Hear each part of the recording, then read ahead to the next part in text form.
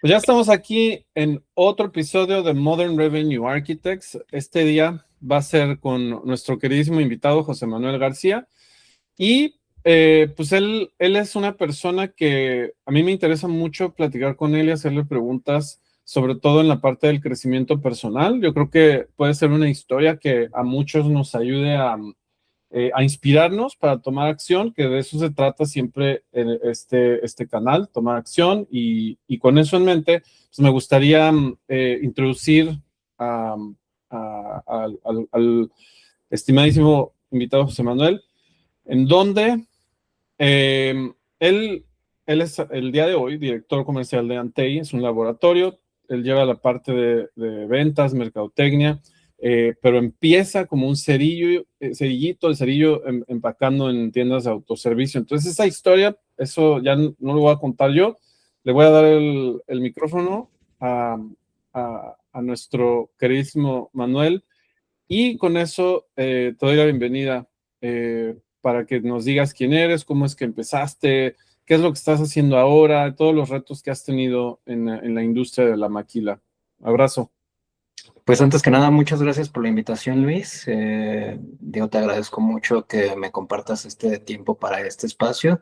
Y pues bueno, gracias por la presentación también. Como ya comentaste, yo soy José Manuel García, prefiero que me llamen Manuel. Tengo 43 años actualmente, soy egresado de la Escuela Bancaria Comercial como el licenciado en Administración de Empresas.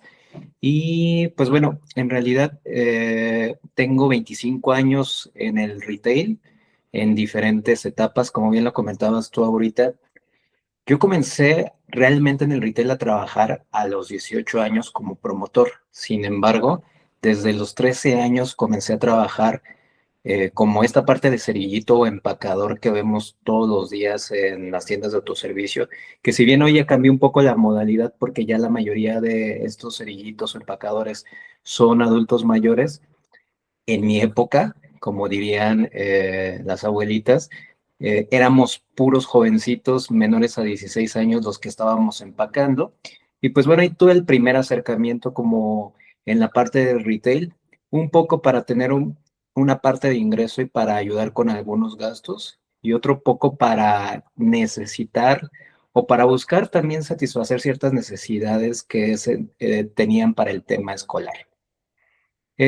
Hasta los 16 podía estar trabajando allí porque era una regla prácticamente de instituciones gubernamentales. Y pues a partir de los 16 años, en realidad comencé a buscar trabajo en esta parte justo de conocer a gente en una tienda de autoservicio. Me dijeron, oye, vete a buscar este trabajo a la empresa donde yo estoy trabajando, que era una empresa de marcas muy importantes todavía. En ese entonces se llamaba Productos de Maíz. Y justo estaban buscando un promotor. Yo no tenía realmente idea como de qué hacía un promotor, pero más o menos había escuchado. Llegué a la empresa básicamente a tocar la puerta, a decir, oye, me dijeron que están buscando promotores. El vigilante dijo, pues déjame preguntar porque no traes ni siquiera con quién vienes.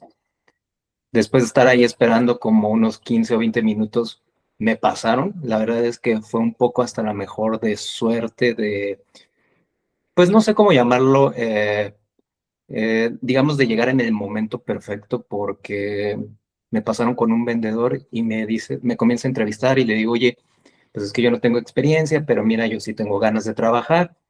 Y me da el chance de comenzar a trabajar con él en la parte de mayoreo.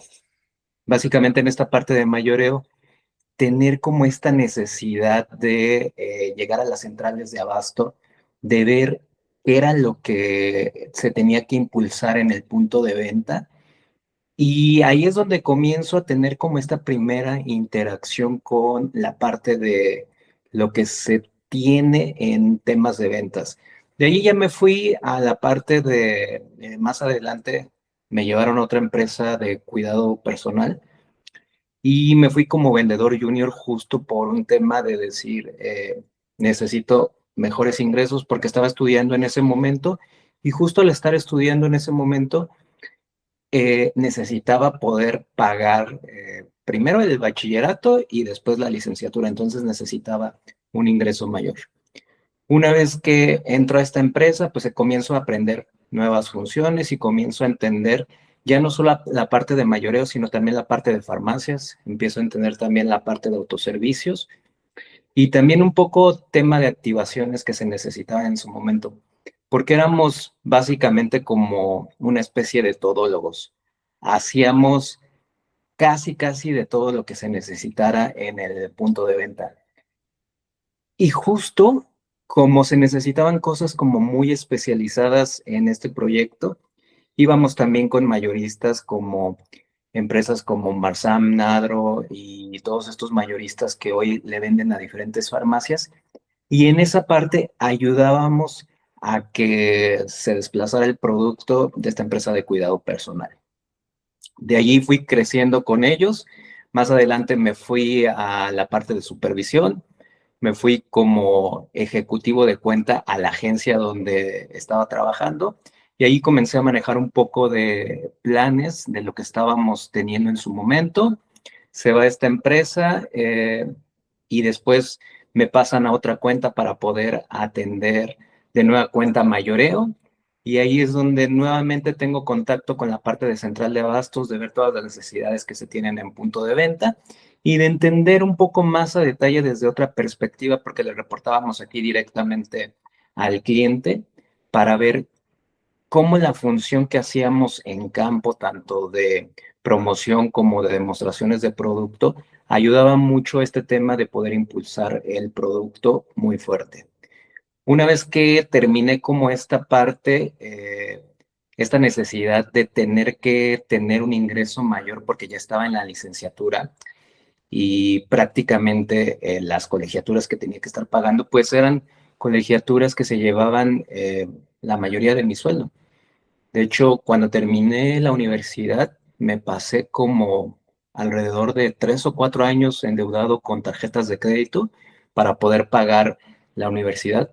Yo vengo de una familia a la cual admiro y a la cual quiero mucho, pero una familia con limitaciones de recursos.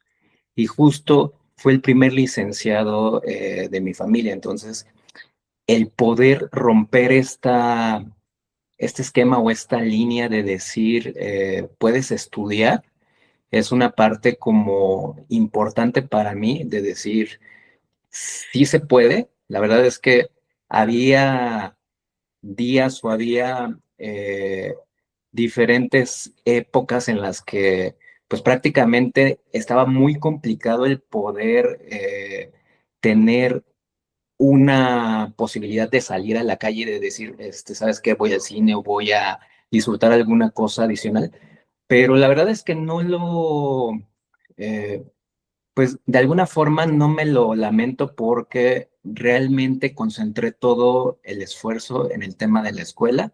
En su momento también tuve la oportunidad de, en esta empresa donde estaba como ejecutivo de cuenta, de saltar a eh, otra empresa que era del mismo giro, pero ya como un ejecutivo senior y justo atendiendo cuentas ya más farmacéuticas para empresas que justo cuidaban la salud y que tenían desde representantes médicos hasta el tema también de gente que impulsaba su labor ya a otro nivel.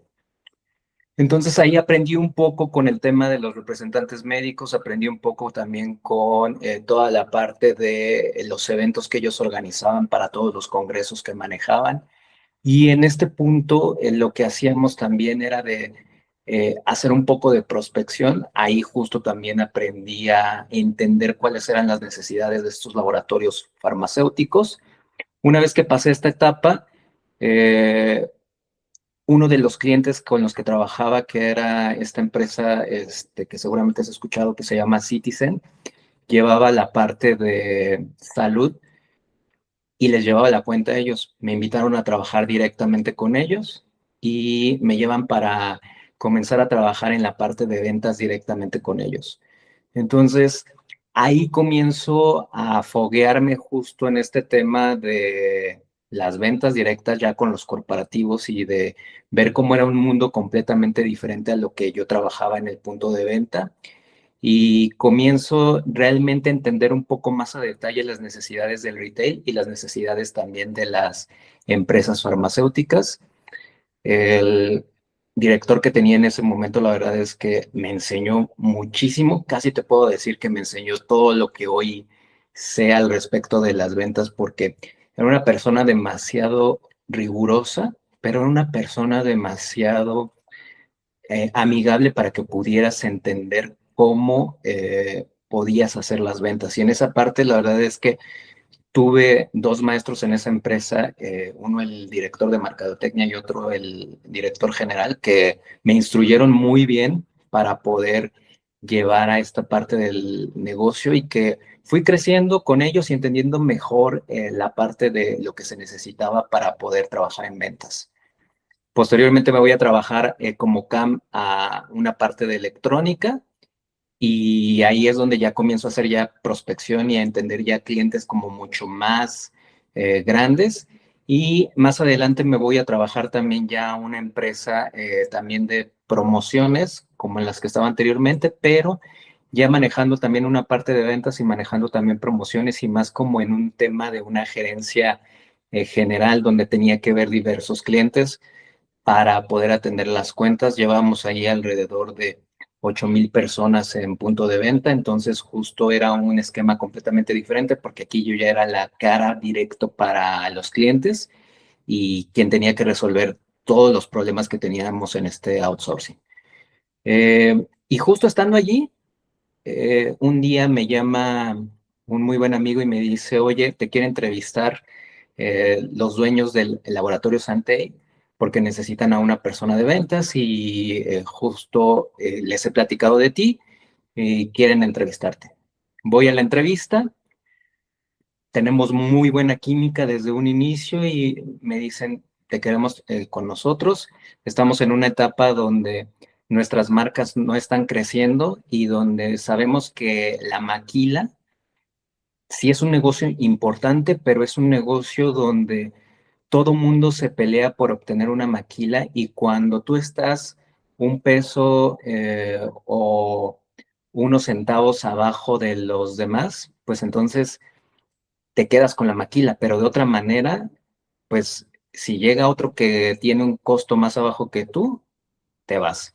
Entonces, ese es un tema como complejo en la parte de la maquila porque pues prácticamente tienes que estar constantemente teniendo el mejor costo y aparte el mejor servicio porque también si no das un buen servicio pues es mucho más fácil que se vayan las empresas. Y justo venían de una etapa unos años atrás donde una empresa también muy importante que, a la que le maquilaban, les había quitado completamente la maquila y habían entrado en una crisis muy importante que casi hace que cierre la empresa. Entonces, justo de ahí nace el tema de decir, vamos a tener nuestras marcas y necesitamos impulsarlas, necesitamos que tú vengas a darle este refresh a las marcas, que nos digas por dónde las tenemos que llevar, porque si bien en ese momento tenían un distribuidor que se supone que comercializaba los productos de la empresa, pues en realidad lo hacía muy por encima y no tenía la camiseta bien puesta. Entonces, la verdad es que el reto me parece muy interesante cuando me lo platican. Llego directamente a decir sí, me interesa. Y lo primero que tenía muy claro cuando entré al laboratorio Centei es que yo sabía que venía a construir marcas, que sabía que no era un reto fácil, porque cuando tú eres una empresa pequeña o mediana donde prácticamente pues estás compitiendo contra monstruos internacionales que tienen grandes capitales para poder invertir en publicidad, pues se vuelve un tema de desventaja muy importante.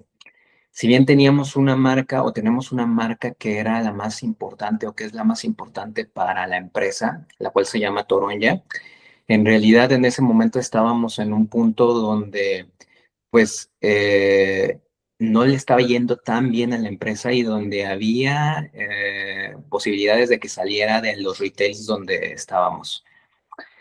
De hecho, en ese momento Walmart, cuando fuimos a la primera cita, la compradora que nos recibió, nos dijo, a ver, están tan mal que si no resuelven este tema, en un par de meses te voy a decir gracias y se da la baja. Y para que todos tengamos en cuenta, Walmart, como en casi todas las empresas, es el cliente más importante. Entonces, justo el que Walmart te diera de baja era pues prácticamente ya tener sepultada esa marca y tener que buscar otros canales donde moverse. Y ese realmente fue uno de los primeros retos que tuve cuando llegué a la empresa, porque eh, tuvimos que cambiar la forma de hacer las cosas completamente, desde entender mucho mejor el producto, porque había algunos productos que no se entendía muy bien para qué eran y que había un poco de confusión en algunos, hasta la parte de corregir todo el punto de venta, porque si bien se llevaba una promotoría, se llevaba de forma interna y no se supervisaba como debía de ser. Y cuando tienes gente en punto de venta, si no se supervisa, lo que sucede es prácticamente que pues hay demasiada holgura y la gente deja de hacer su trabajo. Entonces, tuve que hacer un cambio completo de las cosas, de rehacer de nueva cuenta la estructura del equipo y de comenzar a manejar ciertas cosas también por tercería, como era la parte de la promotoría, para que un tercero nos ayudara con la parte de la administración directa, porque yo tenía que estar concentrado en la parte de cómo corregir los números que traíamos. Y justo estos cambios comenzaron a dar sus primeros frutos y a ver una notable diferencia en el impacto en las ventas, porque desde que se comienza con sacar el producto, de que ya no haya inventarios fantasma, de que tengas una buena ejecución en el punto de venta, de que las demostradoras sepan qué es lo que están vendiendo, comenzó realmente a verse un cambio y a comenzar a tener mejores números. Obviamente, la siguiente vez que nos fuimos a sentar con Walmart, lo que sucedió fue que nos dijeron, si hay una mejora, no es lo que estamos esperando, pero te voy a dar otro periodo de tiempo para que sigas demostrando que se puede construir esto. En la tercera visita sí ya hubo un cambio radical y nos dijo, perfecto, esto es lo que estamos buscando, vamos a comenzar a catalogar nuevos productos porque ya traíamos nuevas propuestas y entonces comenzó a haber una sinergia completamente diferente respecto a lo que ya traíamos. Pero como ese, te cuento que tuve que resolver otros 20 problemas más porque había temas de cobranza que no se estaban haciendo y que prácticamente se tenían cuentas detenidas con un cliente de farmacias muy importante a nivel nacional. Tenían el producto en el CEDIS y lo que sucedió es que se caducó el producto en el CEDIS, nunca salió a las farmacias y vino una devolución completa en su momento de producto que estuvo ahí estacionado porque ni las personas que lo administraban, ni el comprador o los compradores que tuvieron en ese momento dispersaron el producto o dijeron, oye, ¿sabes qué? No está llegando el producto a punto de venta, porque nadie estaba enterado. Y entonces hubo una serie de movimientos que se tuvieron que hacer que pasó un año y seguíamos todavía reestructurando el tema de muchas cuentas, clusterizando catálogos, porque también fue otra parte importante. Todos los productos estaban por todos lados. Había productos caros en segmentos que eran demasiado populares y entonces lo que sucedía es que el consumidor pues decía, tengo un producto caro en una tienda que es demasiado popular, no lo voy a comprar. Entonces, entender justo este tema también de qué era lo que buscaba el consumidor y qué era lo que estábamos ofreciendo nosotros de diferencia fue la parte más importante que tuve que llegar a hacer en su momento. También adicionalmente, lo que comenzamos a implementar ya fue un plan de mercadotecnia, porque si bien ya la empresa ya hacía ciertas cosas, también lo que sucedió fue que muchas veces solamente se hacían como disparos al aire y es muy diferente cuando tú tienes un plan, aunque sea con un presupuesto chiquito, de decir, vamos a hacer esto en las temporalidades más importantes y vamos a atacar de esta forma, a que solamente de repente, tengo 50,000 pesos, entonces, ¿qué podemos hacer con esos 50,000 pesos? Porque lo que sucede es se dispersa realmente el beneficio de lo que tú quieres lograr. Y justo esa es la parte Bien. que inicialmente fue el primer reto y que todo el mundo contamos en LinkedIn las cosas bonitas de, es que hoy me felicitaron, es que hoy lancé una línea, es que me fue increíble en este evento, pero estas cosas realmente complicadas o realmente dolorosas que todos los días nos enfrentamos, la verdad es que en LinkedIn están ocultas y que nadie te las cuenta porque todo mundo navega con una bandera de decir, ah, todo es perfecto en mi trabajo, pero estas partes complicadas, la verdad es que son de las partes que más aprendemos y que otras personas también pueden aprender justo de esto. Por eso te Ujú. lo comento porque muchas veces como que da miedo contar estas cosas que no son tan sencillas, pero por el contrario, deberían de ser las cosas que más deberíamos de platicarles a los demás, no por un tema de presunción, sino más bien por un tema de platicar qué fueron los cambios que tú hiciste y que le pueden ayudar hoy a otra persona. Y que realmente ese es el espíritu con el que tendríamos que estar buscando hacer que los demás nos vean en esta red social, ¿no? Entonces, regresando al tema del trabajo, comienzan a haber cambios, se comienza a cimentar mejor la marca, comenzamos a hacer cambios de imágenes también a la par de la dueña que tenía ideas increíbles y productos, sobre todo que se podían lanzar, pero que de repente era como muy complicado poderse lanzar porque no se tenía la venta que se necesitaba.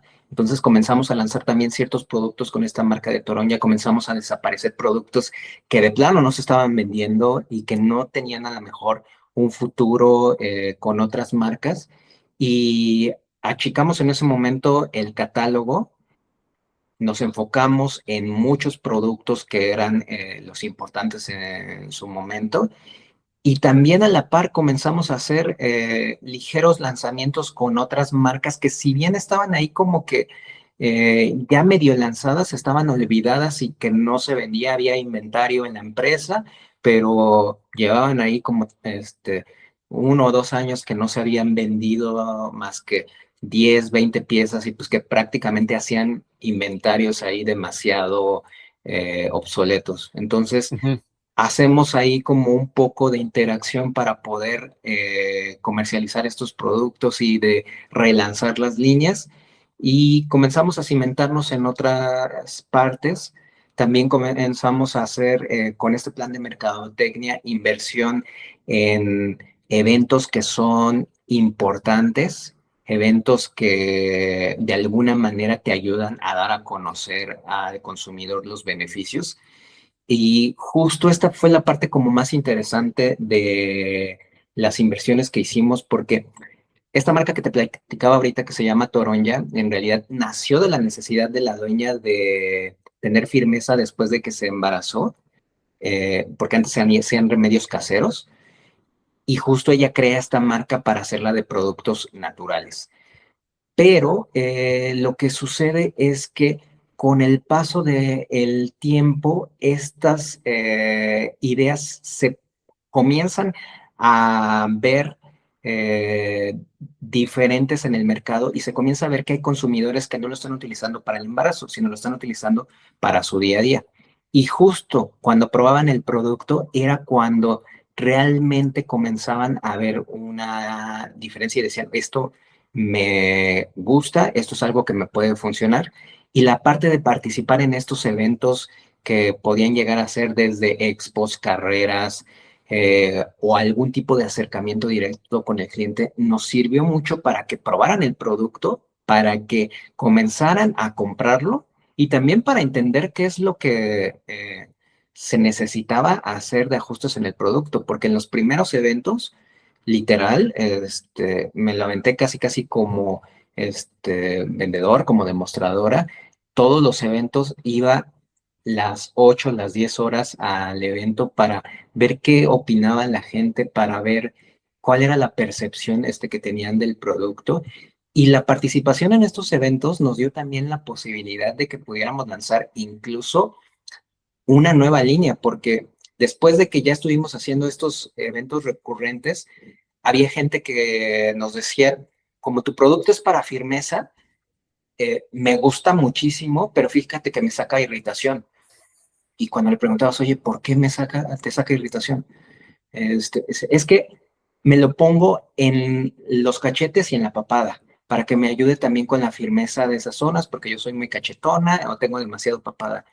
Y era de, espérate, el producto es corporal, no te lo puedes poner facial. Sí, ya sé, pero me funciona también muy bien, nada más que luego me saca granitos, pues claro, porque no está hecho para la cara. Y comenzaron a hacer tantos comentarios similares que lo que sucedió es que nosotros comenzamos también a decir, bueno, vale la pena que lancemos una línea que sea, eh, en este caso, facial, y nos aventuramos a lanzar una línea facial que buscara también satisfacer estas necesidades, hacer el primer evento de lanzamiento que tuvimos con el producto en un spa con influencers, ya con medios de comunicación. Y la verdad es que fue una gran sorpresa, nos fue súper bien con el producto. A la gente le comenzó a gustar, sobre todo porque era una apuesta completamente diferente de lo que había en el mercado. No te estábamos ofreciendo un tema de hidratación, no te estábamos ofreciendo un tema de solamente limpieza, te estábamos ofreciendo un tema específico de ayudarte con perfilar el rostro. Y para los que somos cachetones y tenemos papada por genética, por naturaleza, pues la verdad es que es un tema bastante interesante porque yo en cuanto comienzo a subir de peso, lo primero que me crece es el cachete y la papada. Ya. Entonces, justo en esta parte, esta línea nos ayudó mucho con este tema y justo, No sé por qué más. Ahí está ya el video. Sí, se perdió tantito. sí, Sigue, sigue.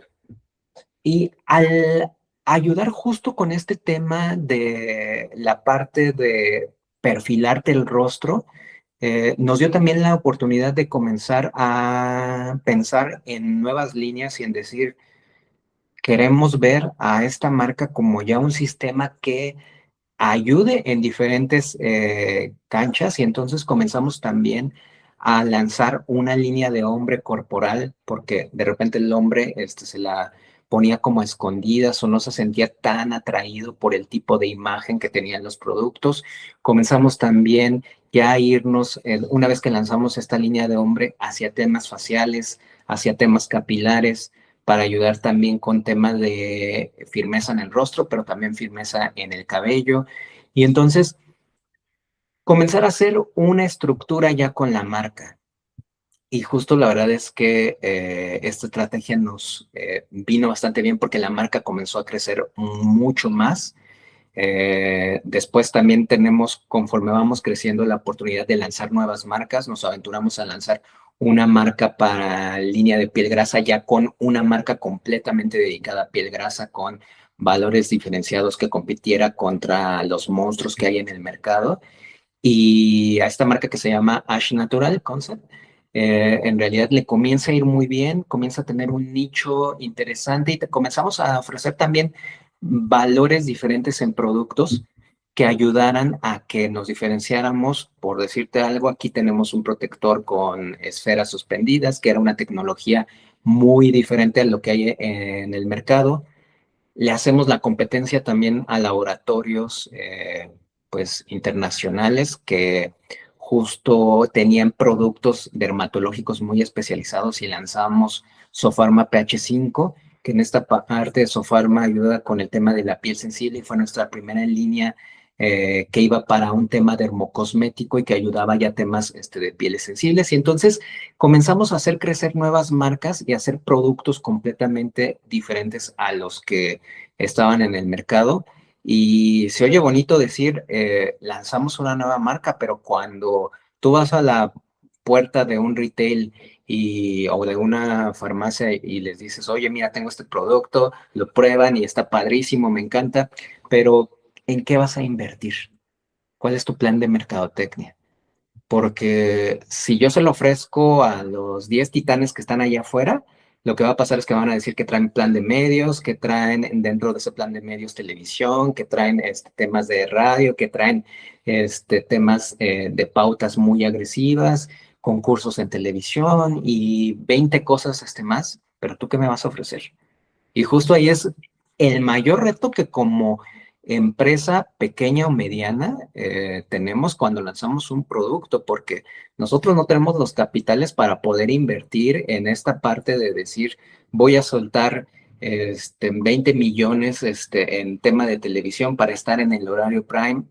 No, espérate, o sea, mis presupuestos ni siquiera llegan al millón en un año, o sea, estamos en presupuestos demasiado acotados porque somos empresas mucho más pequeñas en comparación con ellos. Entonces, el tener justo un producto, una línea nueva, en realidad hace que tengas también la oportunidad de explorar estos límites. Y hace rato que te platicaba con que yo soy el primer licenciado de mi casa, justo es la parte de decir, exploré la primera vez que tengo estos límites porque siempre te encuentras en todos lados que te dicen, no puedes hacerlo, tú no tienes el capital, tú no tienes los contactos, tú no tienes la forma de llegar a esta parte, pero realmente si tú tienes una visión y tienes en realidad muy claro qué es lo que quieres hacer con tu vida y con las marcas en este caso, vas a buscar la forma de hacerlo. Y este tema de eh, limitaciones a la mejor en temas económicos no te van a detener. Y justo eso fue lo que pasó con estas líneas, porque en realidad, si bien no teníamos los recursos para poder hacer que fuéramos al horario prime o que fuéramos a ciertas cosas especializadas, sí teníamos la posibilidad de hacer relaciones públicas, de hacer participaciones en eventos que fueran más masivos, de mandar muestras a diferentes medios, de colaborar con asociaciones como FUCAM, como diferentes hospitales donde realmente podías regalar muestras y que conocieran también tu producto. Y ese fue el mayor valor que le pudimos dar a las marcas porque no teníamos un comercial en la tele que te decía, cómprame, cómprame, pero sí teníamos afuera gente hablando del producto, gente probando el producto, y ese es el valor más fuerte cuando tienes un producto que hoy no es conocido y que de alguna manera quieres que conozcan en el punto de venta o que conozca el consumidor. Entonces, esto nos Muy ayudó bien. realmente a que comenzaran a despegar las marcas y a que se comenzara a hablar de ellas y de una forma muy, pero muy conservadora. Hoy en día seguimos trabajando con esas marcas, hoy en día seguimos explorando diferentes alternativas en el mercado con estas mismas marcas y también lanzando nuevas cosas en el mercado. Por ejemplo, tenemos la primera línea de protectores de labios que vienen en un empaque reciclable y justo son parte de estas innovaciones que tenemos, pero hablarte de todos estos productos tan bonitos y hacer que se sigan vendiendo allá afuera es la parte más compleja porque todo mundo queremos un lugar en el anaquel, pero hacer que se desplace ese producto requiere también de una estrategia desde cuántas veces va a ir el promotor a la tienda, si vas a mandar demostradoras o no, qué nivel de muestras vas a mandar, desde la planeación de un forecast para que no tengas el tema de faltantes en el punto de venta, desde ver que tus precios y tus promociones sean los indicados. Entonces, de alguna forma, también esta maquinaria que se necesita detrás es justo la maquinaria que me ha tocado llevar o liderear y literal, cuando es necesario, remangarte las mangas y hacer que las cosas comiencen a caminar, porque así como te cuento de que tuvimos un evento muy bonito con el lanzamiento de la primera línea de skincare que tuvimos de Toronja, cuando hicimos el primer protector solar que hicimos de esta marca, y que también hicimos un evento en Polanco. En realidad yo soy de los primeros que llega desde, ese evento era un desayuno, estábamos ahí desde las 5:30 de la mañana, terminamos el evento a la 1 de la tarde, eran las 3 de la tarde y seguíamos todavía quitando cosas, porque solamente de esa manera también tu equipo ve que estás involucrado, tu equipo ve que realmente estás haciendo las cosas. Yo soy de los que si es necesario ponerse a cargar cajas, ni modo, es parte de la chamba. Entonces, eh, de repente, este tema de estructurar cosas se oye muy bien, pero a veces también tienes que estar viendo que se ejecuten correctamente para que sea un plan exitoso. Y justo en esa parte, la verdad es que las marcas despegaron muy bien. Con la pandemia nos fue también medianamente bien, porque si bien las marcas había más gente consumiendo skincare, tenía más tiempo para poderse hacer tratamientos faciales y todo. También había gente que necesitaba el gel antibacterial y nosotros en ese momento, por ser una empresa cosmética, podíamos hacerlo. Ya después se dio una delimitación de que solamente empresas farmacéuticas, porque todo el mundo se metió a hacer gel antibacterial, pero bueno, ya fue otra cosa, ¿no? Eh, y antes de que fuera la pandemia, ya traíamos nosotros un plan sobre la mesa que era, eh, los dueños ya veían que la planta no tenía ya la capacidad para poder seguir produciendo como estábamos necesitando y que de repente había ya proyectos que se estaban como quedando ya en el límite o que ya podíamos comenzar a decir ahora sí, ya no puedo tomar este proyecto porque pues prácticamente ya no tengo la capacidad productiva. Viene la pandemia y se queda ese proyecto de decir qué hacemos. Eh, Termina la pandemia, seguimos todo de forma natural y los dueños siguen viendo opciones para decir, podemos a lo mejor crecer en Ciudad de México, con terrenos alrededor de donde estábamos, podemos irnos a estados cercanos. Y viene esta posibilidad de mudar la planta a Jalisco, que es donde tenemos la planta actualmente. Después de que se analizaron varios escenarios, se vio que era el mejor escenario, se muda la planta a Jalisco y cuando se habla de abrir nuevas plantas, normalmente en la industria se habla de decir, voy a inaugurar la planta de Morelos, voy a inaugurar la planta de Puebla, de Guanajuato, pero siguen hablando de, son nuevos satélites o nuevos brazos que vas a tener allí porque lo demás de tu estructura sigue estando allí. En nuestro caso no. En nuestro caso era dejar completamente la planta que teníamos en Ciudad de México y migrar esa planta a Jalisco completamente. Es decir, llevarnos máquinas, llevarnos incluso a un equipo de gente que sí se quiso ir para Guadalajara y detener completamente tu producción durante un tiempo. Previo a esto, obviamente, se hicieron inventarios para intentar protegernos, inventarios que de alguna forma no fueron tampoco suficientes porque muchas veces hay curvas y también este proceso de cambio no fue tan rápido como hubiéramos esperado porque comenzaron a salir nuevas necesidades una vez que la planta ya estaba hecha y si bien crecimos 3 veces la planta a lo que lo teníamos en México, ya no íbamos a tener tampoco el problema de falta de agua que en la Ciudad de México de repente se enfrenta en ciertas colonias. Lo que sucede es que comenzamos también a ver que este cambio iba a tardar más en ciertas cosas y entonces se comienza a producir, pero no con la velocidad que nosotros hubiéramos querido. Y también hasta de entender un poco la cultura del estado a donde nos fuimos, porque en la Ciudad de México estamos todo el tiempo en un rush de todo es para ayer, tiene que salir todo súper rápido, pero en otros estados esta cultura es completamente diferente.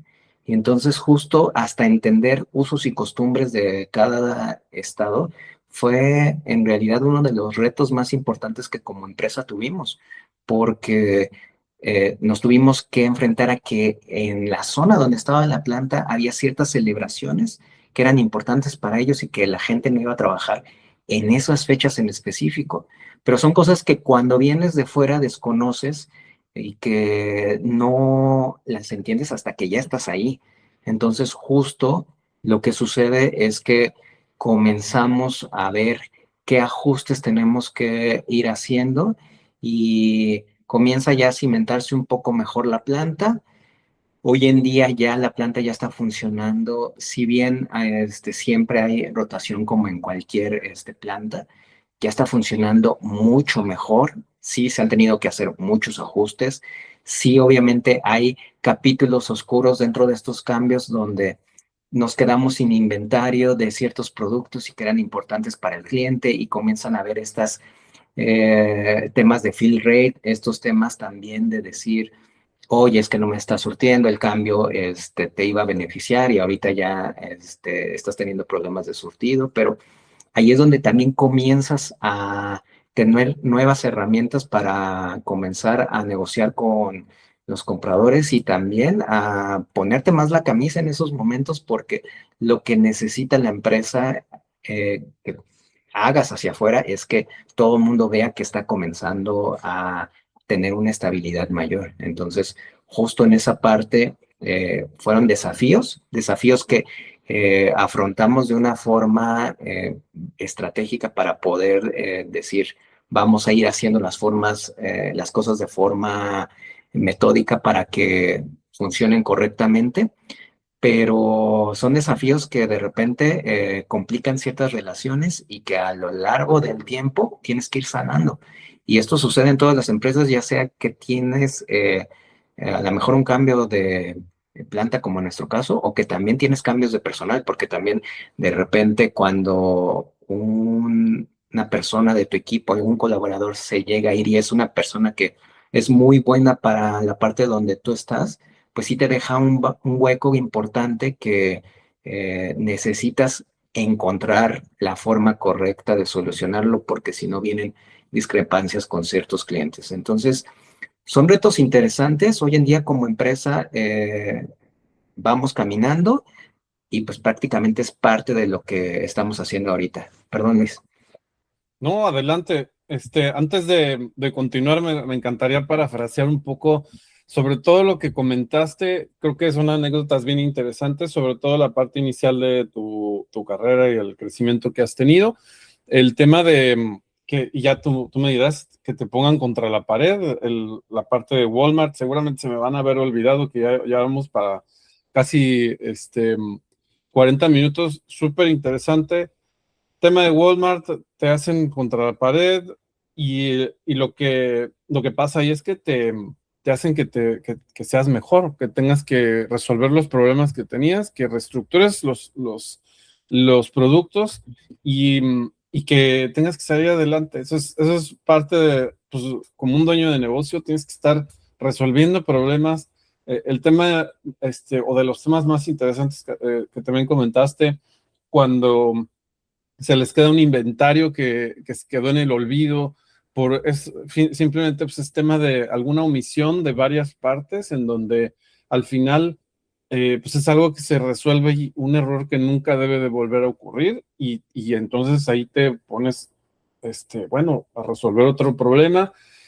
La parte otra interesante, el feedback, la experiencia de usuario, cuando una persona te va y te dice, oye, no lo estoy usando así, lo estoy usando así, y tú te vas para atrás y dices, oye, comadre, pero ¿cómo crees? Pues es que no es para eso, y entonces dices, bueno, pues aquí hay una oportunidad, sacas otro producto, te va súper bien, pero si tú no estás viendo y no estás escuchando sobre el producto, ¿cómo vas a poder estar innovando? Y no porque haya sido un producto que se haya vendido bien en los últimos 2, 3 años, no quiere decir que puedas mejorarlo y que se pueda vender mejor o hasta sacar un producto que se venda más, simplemente escuchando lo que la gente te esté diciendo. Y la otra, obviamente, el tema del liderazgo, estar ahí presente con la gente con la que estás y si ellos ven que tú metes el hombro y que estás resolviendo, pues lo único que les queda es que dicen, oye, pues,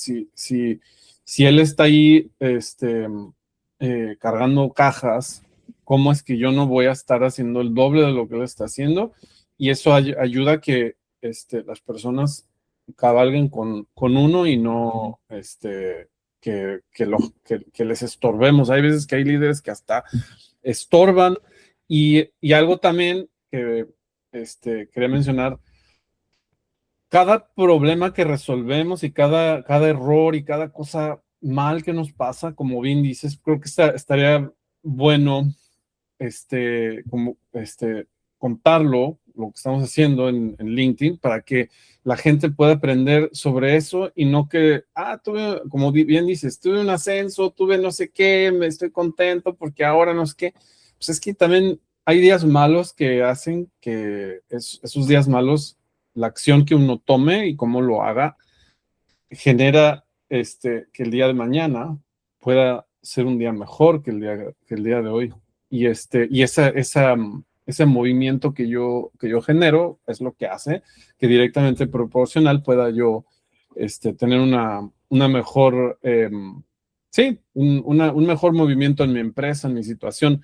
Y yo aquí tenía anotadas un montón de preguntas, ya me contestaste más de la mitad o todas.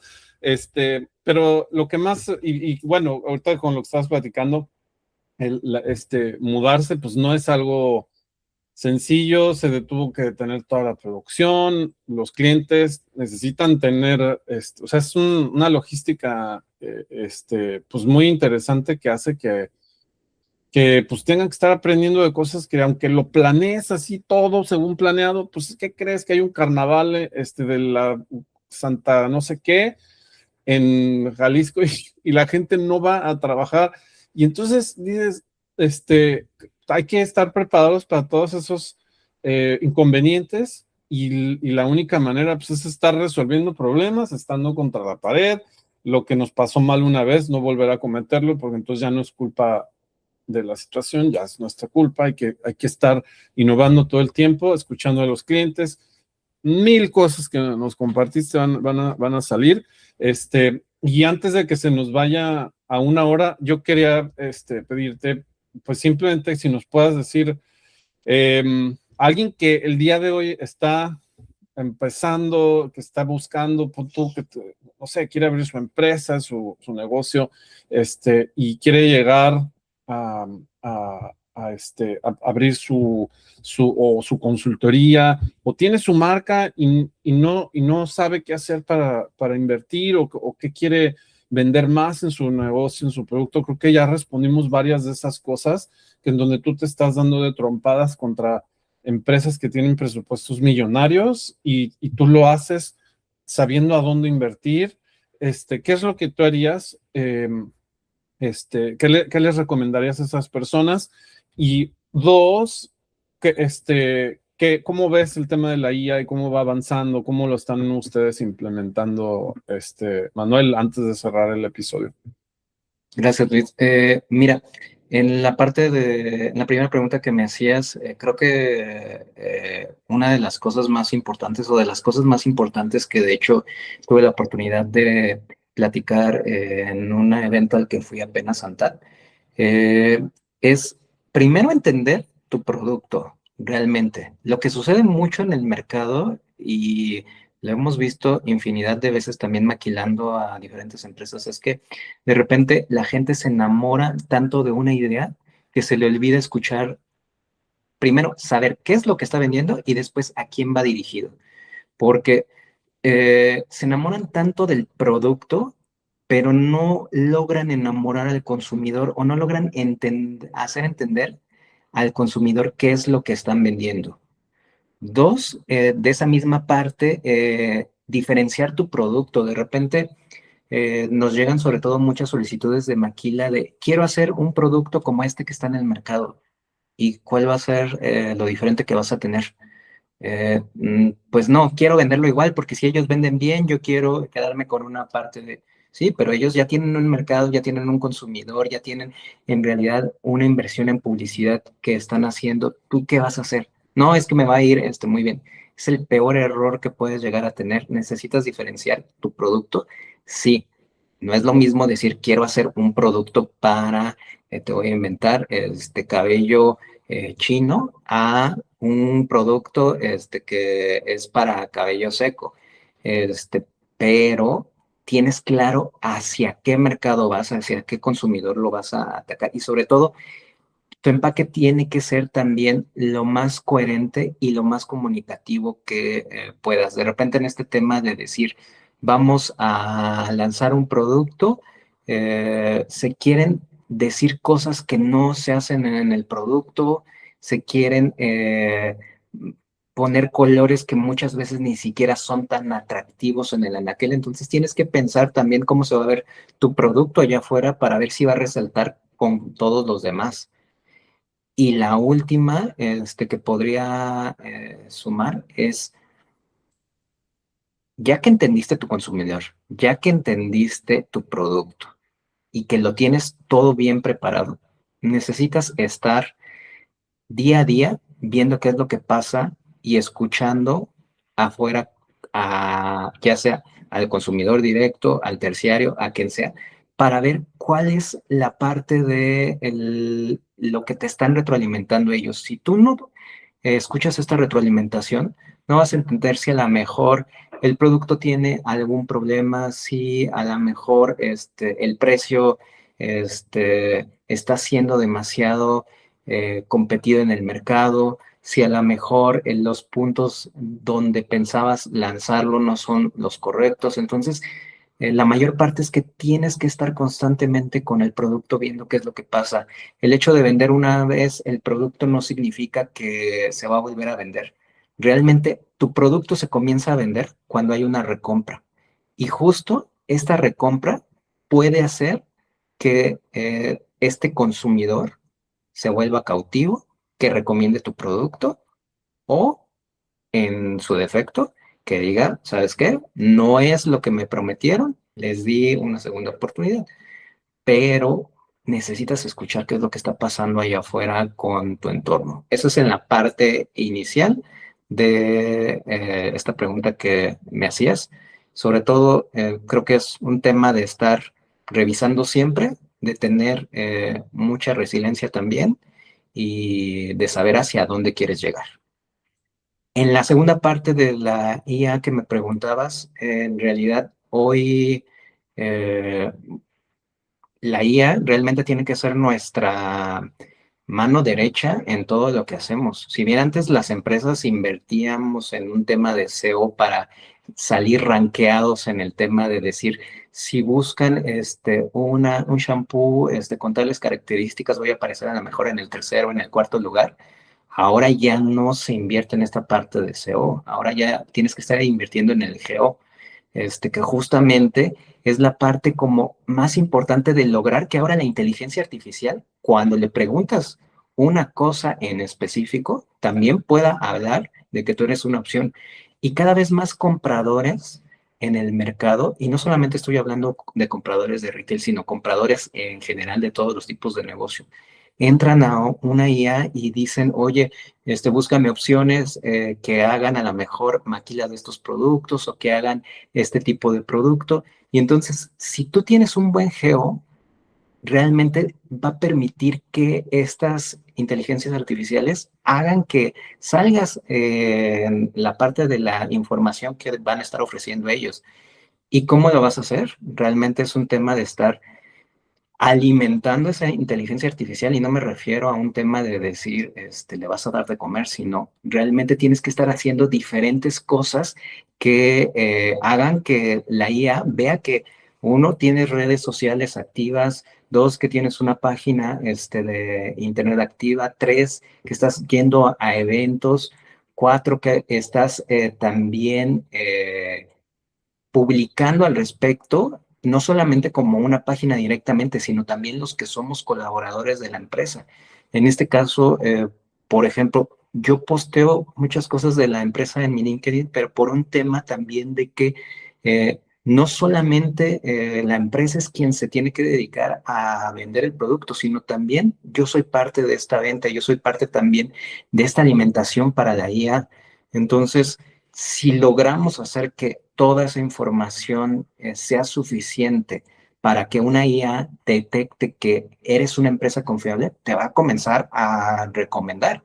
Y justo esa es la parte que hoy en día nos toca hacer. De repente hay un poco como de miedo en el tema de decir, vamos a utilizar la inteligencia artificial y nos van a sustituir. No, por el contrario, hoy la inteligencia artificial es nuestra herramienta principal para poder ayudarnos a ser más eficientes, para poder solucionar muchas cosas de forma mucho más rápida y también para entender mejor o tener mayor información al respecto de lo que tenemos, porque antes cuando metías una pregunta a el internet, lo que sucedía es que te salían una serie de información y tenías que estar picándole a cada página. Hoy la IA nos puede ofrecer resúmenes muy claros que tienes que validar, que tienes que ver cómo se acoplan a lo que necesitas, pero justo es un tema de aprovechar estas herramientas. Me encanta. Y es justamente lo que estamos viendo. La gente, pues de hecho, cuando buscas hasta en el mismo Google, ¿qué te contesta Google? Te contesta el AI Overview, te está contestando Gemini hasta arriba, quien paga anuncios, los anuncios se van para abajo, y al final ya no tienes que estar yendo a las 20 páginas y darle clic a todas. La IA te va a contestar, la gente se está yendo a ChatGPT a preguntar, se está yendo a Perplexity, etcétera. Entonces, es exactamente como mencionas, datos estructurados, verificabilidad, licencias, certificaciones, eventos, y personas. Ahora, la misma IA no es que va a rankear al que tenga 50,000 backlinks, sino que más bien va a rankear al que tenga mejores señales y que sea más verificable, porque al final esa IA le va a querer dar a su cliente, que es el usuario que está buscando en la IA, la mejor opción, y la mejor opción no simplemente es el que ha estado 20 años haciendo lo mismo y que tiene 40,000 backlinks y que la página está rota. Eso pasaba antes, ya no pasa. Y son tiempos nuevos. Con eso, Manuel, te agradezco mucho el tiempo. Ya va a ser un episodio un poco largo, no pasa nada. Estuvo muy bueno. Te agradezco todos los insights que nos diste. Y nada, vamos a estar pendiente de lo que haces, lo que estás publicando y cualquier cosa que alguien quiera contactar a Manuel, pues ya saben, aquí van a verlo en el episodio, sus datos y a través de LinkedIn vamos a estar subiendo la mayoría de las cosas. Muchas gracias, Manuel, y estamos en comunicación. Al contrario, muchas gracias a ti, Luis, y muchas gracias por el espacio. Espero que algo les haya servido un poquito lo que les platiqué muy por encima. Cualquier cosa, estoy para servirles. Gracias, muchas gracias. Hasta luego.